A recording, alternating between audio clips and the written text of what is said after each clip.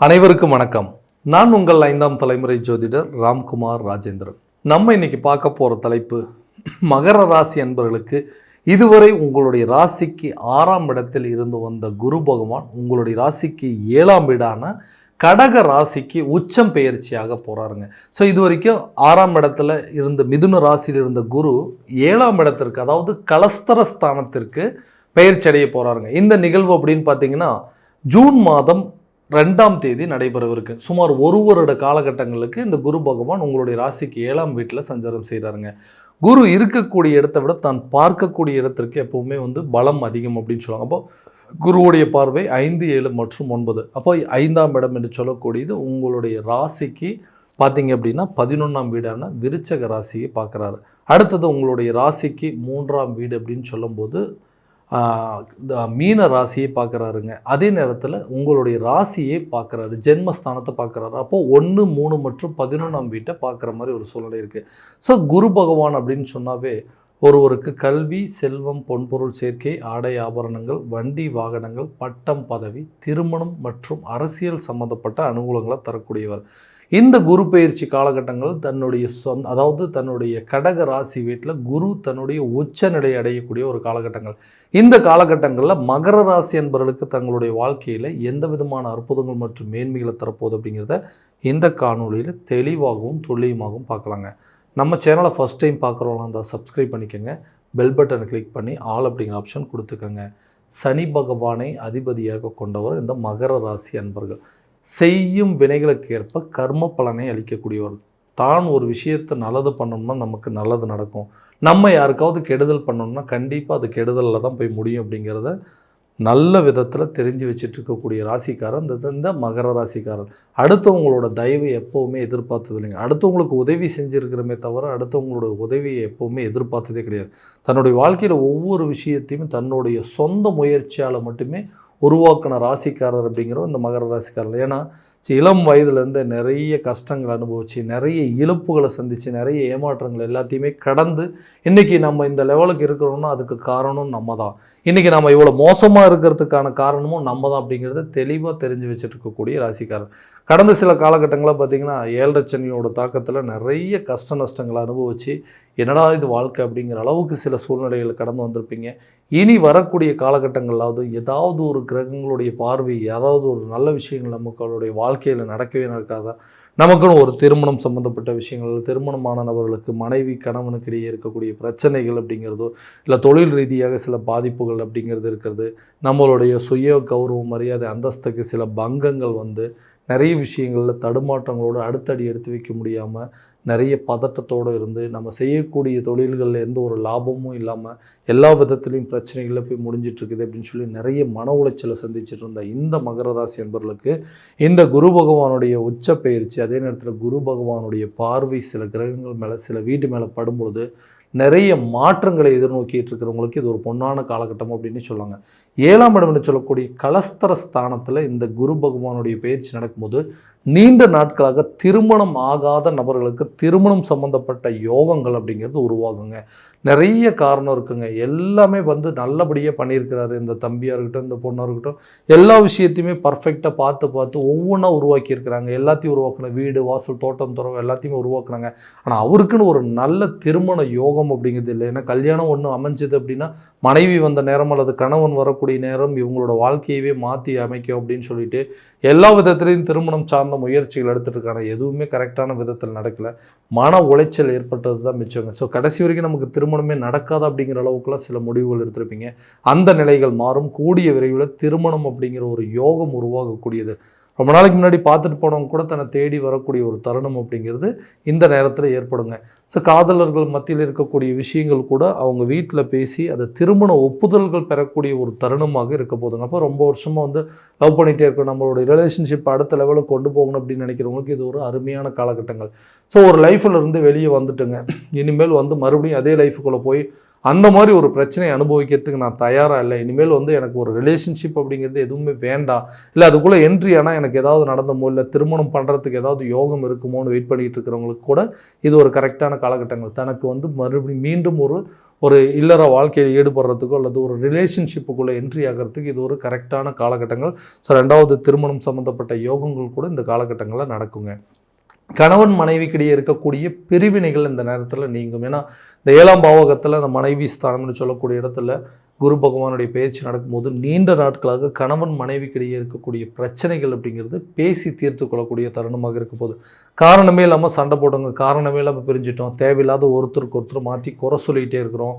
அதே நேரத்தில் 3ஆம் நபர்களுடைய தலையீடுகள், அவங்களுடைய பேச்சை கேட்டு இன்றைக்கி நல்லா இருந்த குடும்பம் தேவையில்லாத செதஞ்சு போகிற அளவுக்கு சூழ்நிலைகள் வந்துருச்சு. காரணமே இல்லாமல் அடுத்தவங்களோட பேச்சை கேட்டு நல்ல ஒரு ரிலேஷன்ஷிப், ஹெல்த்தியான ரிலேஷன்ஷிப்பில் இருந்தோம், இன்றைக்கி பேசி அது இதுன்னு ஏதாவது குறுக்கீடுகள் பண்ணி இன்றைக்கி லவ்வையே வந்து பிரேக்கப் பண்ணிட்டு போகிற அளவுக்கு நிலைகள் அப்படிங்கிறது மாறிச்சு. மறுபடியும் பிரிந்து போன ஒரு உறவுகள் நம்மளை தேடி வராதா, பிரிஞ்ச ரிலேஷன்ஷிப் மறுபடியும் ஒன்று சேராதான்னு எதிர்பார்த்துட்டு இருக்கக்கூடிய இந்த மகர ராசி என்பவர்களுக்கு கூடிய விரைவில் கணவன் மனைவிக்கிடையே இருக்கக்கூடிய பிரச்சனைகள் அப்படிங்கிறது தீர்ந்து 2 பேரும் ஒன்றிணைவாங்க. குடும்பத்துக்குள்ள நல்ல ஒரு குதூகலமான சூழல் அப்படிங்கிறது உருவாகும்.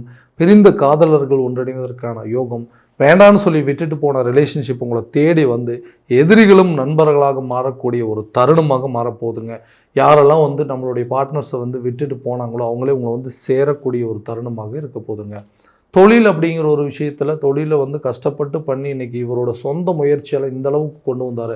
ஆனால் என்ன நடந்ததோ யார் கண்டுபட்டதோ தெரியல, திடீர்னு இவ்வளோ பெரிய ஒரு இழப்பை சந்திச்சிட்டாரு, இதிலிருந்து அவர் மீண்டு வருவாரான்னு தெரியலன்னு சொல்லி மற்றவங்க நம்மளை பார்த்து வியந்து பேசக்கூடிய அளவுக்கு சில சூழ்நிலைகள் வந்துருச்சு. அதே வியப்பை வந்து வெற்றியை மாற்றக்கூடிய ஒரு காலகட்டங்கள், மற்றவங்க நம்ம மேலே வச்சுருக்கிற ஒரு மதிப்பு மரியாதை அந்தஸ்தை மீட்டெடுக்கக்கூடிய ஒரு காலகட்டங்கள், சுய கௌரவ மரியாதையை அந்தஸ்து எல்லாமே உயரக்கூடிய ஒரு காலகட்டம். அப்போ எந்த இடத்துல நீங்கள் மிஸ் பண்ணீங்களோ அதையும் மறுபடியும் எந்த இடத்துல இழந்தீங்களோ அந்த இடத்துல தான் பெற முடியும் அப்படிங்கிறது, எந்த இடத்துல நீங்கள் எல்லாத்தையும் தொலைச்சிங்களோ அதே பிஸ்னஸை மீண்டும் ரீஸ்டார்ட் பண்ணி நல்ல ஒரு சூழலில் கொண்டு வந்து அந்த தொழிலை வந்து வெற்றிகரமான ஒரு லாபகரமான தொழிலை கொண்டு வரதுக்கான வாய்ப்புகள் அப்படிங்கிறது இந்த காலகட்டங்கள் உருவாகும். புதிய தொழிலையே தொடங்குவீங்க, அதில் நல்ல லாபத்தை சம்பாதிப்பீங்க. வேலைக்கு போயிட்டு இருக்கிறவங்களுக்கு அதே நேரத்தில் இந்த வேலையை விட்டுட்டு நம்மளும் சொந்தமாக ஒரு பிஸ்னஸ் ஸ்டார்ட் பண்ணால் நல்லா இருக்கும். ஏன்னா எத்தனை நாளைக்கு அடுத்தவங்களுக்காக உழைக்கிறது, அடுத்தவங்களுக்கு உழைச்சி நமக்குன்னு எந்த ஒரு முன்னேற்றமுமே இல்லாமல் இருக்குது.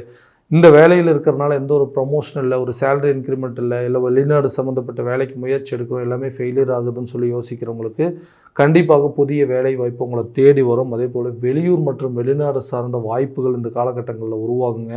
தன வரவு அப்படிங்கிறது ஒரு ஆப்ஷன் இருக்கிறனால இந்த 11ஆம் பார்வை லாபஸ்தானத்தை மேலே போடுறதுனால வேலை செய்கிற இடத்துல கண்டிப்பாக உங்களுக்கு ஒரு ப்ரொமோஷனோ சேலரி இன்க்ரிமெண்ட்டோ அல்லது போனஸ் பெண்டிங்கில் இருக்கக்கூடிய தொகைகள், பிடிப்பு தொகைகள் அப்படிங்கிறதெல்லாம் உங்கள் கைக்கு வந்து சேருங்க.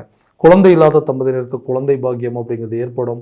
நிறைய மன உளைச்சலில் இருக்கிறவங்க இந்த மாதிரி சூழ்நிலைகளை வந்து வெளியே தலை காட்ட முடியலைங்க, எல்லாருமே நம்மளை வந்து குறை சொல்லிகிட்டே இருக்காங்க. ஒரு பெண் வாரிசு இருக்குது, ஒரு ஆண் வாரிசு இல்லையேன்னு சொல்கிறது, அதே மாதிரி ஆண் வாரிசு ஒன்று இருக்குது, 2வது ஒரு பெண் வாரிசு இருந்தால் நல்லா இருக்குமேன்னு சொல்லி நம்ம எதிர்பார்க்கறத விட அவங்களோட எதிர்பார்ப்பு அதிகப்படுத்தி அது மூலமாக நம்மளை மன உளைச்சலுக்கு ஆளாக்கியிருப்பாங்க. அந்த நிலைகள்லாம் மாறுங்க. கூடிய சீக்கிரத்தில் உங்களுக்கு வந்து குழந்தை பாக்கியம் அப்படிங்கிறது ஏற்படும். அடிஷ்னலாக 2வது குழந்தைக்கு உண்டான வாய்ப்புகள் கூட இந்த காலகட்டங்களில் கண்டிப்பாக உருவாகும். வீடுகள்லாம் உன்னால் கட்டவே முடியாது, உனக்குன்னு சொந்தமாக ஒரு இடம் கூட வாங்க முடியாது. ஏன்னா கட்டின வீட்டு வேலையே நிறுத்தி வச்சுருக்கிறீங்க, ஆரம்பித்த இடத்துலையே தான் இன்னும் நிற்கிது. நீங்கள்லாம் இன்னும் எத்தனை வருஷத்தை கழித்து வீடு கட்ட போகிறீங்கன்னு சொல்லி அடுத்தவங்க நம்மளை பார்த்து ஏளனமாக பேசிட்டு இருந்த காலம் போய் நின்று போன வீட்டு வேலையை மறுபடியும் தொடங்கி அந்த வீட்டு வேலையை முழுமையாக முடிக்கக்கூடிய ஒரு காலகட்டமாக இருக்க போது. தனக்குன்னு சொந்தமாக ஒரு இடம், தனக்குன்னு சொந்தமாக ஒரு மண்மனை சார்ந்த யோகங்கள், வண்டி வாகனம் சார்ந்த யோகங்கள், இது எல்லாமே இந்த காலத்தில் பெறக்கூடிய ஒரு தருணமாக இருக்க போகுது. இப்போ உங்களுக்குன்னு ஒரு அடையாளத்தை உருவாக்குவீங்க. அந்த குருவோட பார்வை உங்களோட ராசி மேலே படும்பொழுது எந்தெந்த விஷயங்கள்லாம் நீங்கள் இழந்தீங்களோ, எந்தெந்த இடத்துலலாம் அவமானப்பட்டீங்களோ அந்த மாதிரி விஷயங்கள் எல்லாத்தையுமே திரும்ப மீட்டெடுக்கக்கூடிய ஒரு தருணமாக இருக்க போதுங்க. திருமணம் சம்மந்தப்பட்ட யோகமாக இருக்கட்டும், விட்டு போன நபர்களாக இருக்கட்டும், தன்னை வேண்டான்னு விலகி சென்றவர்களாக இருக்கட்டும், தன்னை தேடி வந்து நான் செய்தது தவறு அப்படின்னு சொல்லக்கூடிய ஒரு காலகட்டமாக இருக்க போதுங்க. கல்வி ரீதியாக நல்ல ஒரு முன்னேற்றம் இருக்கும். ஞாபக மருதிகள் அப்படிங்கிறது படிப்படியாக குறையுங்க.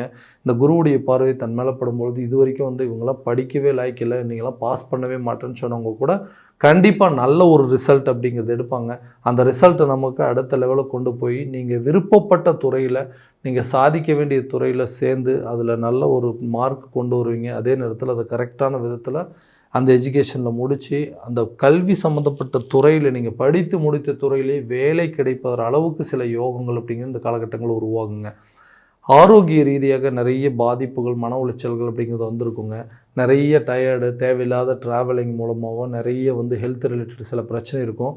ஆரோக்கியமான உணவு பழக்கவழக்கங்கள், அப்புறம் தேவையில்லாத விஷயங்களில் இன்வால்வ் ஆகிட்டு தூக்கமின்மை அப்படிங்கிற சூழ்நிலைகளை உருவாக்குறது, இந்த மாதிரி விஷயங்கள்லாம் டோட்டலாக அவாய்ட் பண்ணிங்கன்னா ஹெல்த் ரிலேட்டடில் ஒரு நல்ல இம்ப்ரூவ்மெண்ட் அப்படிங்கிறது இருக்கும். மருத்துவ சில மாற்றங்கள் இது வரைக்கும் எடுத்த ட்ரீட்மெண்ட்டை விட இப்போ நீங்கள் எடுக்கிற ட்ரீட்மெண்ட் இன்னும் கொஞ்சம் பெட்டராக இருக்குங்க. இல்லைன்னா மருத்துவரை மாற்றக்கூடிய அளவுக்கு சூழ்நிலைகள், இல்லை மருத்துவ முறைகளையே மாற்றக்கூடிய அளவுக்கு சூழ்நிலைகள் அப்படிங்கிறது ஏற்படுங்க. கடன் சம்மந்தப்பட்ட விவகாரங்கள், கடன் ரீதியாக நிறைய பிரச்சனைகள், மன உளைச்சல்கள் சந்திச்சிருப்பீங்க. தேவையில்லாத கெட்ட பேர், வீண் விரயங்கள் அப்படிங்கிறதெல்லாம் பார்த்துருப்போம். அந்த சூழ்நிலைகள் அப்படிங்கிறது விலகும். கடனை எப்படியாவது அடைக்கணும் அப்படிங்கிறதுனால பூர்வீக சொத்துக்களை விற்பனை செஞ்சோ, அல்லது பழைய சொத்துக்கள் விற்பனைக்கு மூலமாகவோ, அல்லது தொழில் ரீதியாக இருந்த அந்த நஷ்டங்கள்லேருந்து மீண்டு அதில் வரக்கூடிய லாபத்தை வச்சு கடனை முழுமையாக அடைச்சி அந்த கடன் இல்லாத வாழ்க்கையை வாழ்கிறதுக்கான முயற்சிகள் கூட இந்த காலகட்டங்களில் நல்ல ஒரு பங்களிப்பு அப்படிங்கிறது கொடுக்குங்க. ஸோ இது வரைக்கும் நம்ம பார்த்தது எல்லாமே கோச்சார ரீதியான பலன்கள் தாங்க.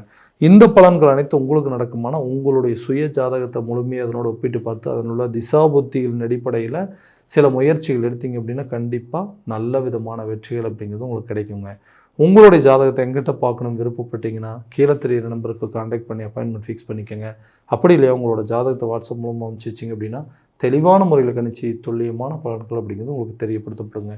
மீண்டும் அடுத்த காணொலியில் உங்களை சந்திக்கும் வரை உங்களிடமிருந்து விடைபெறுவது உங்கள் ராம்குமார் ராஜேந்திரன். நன்றி.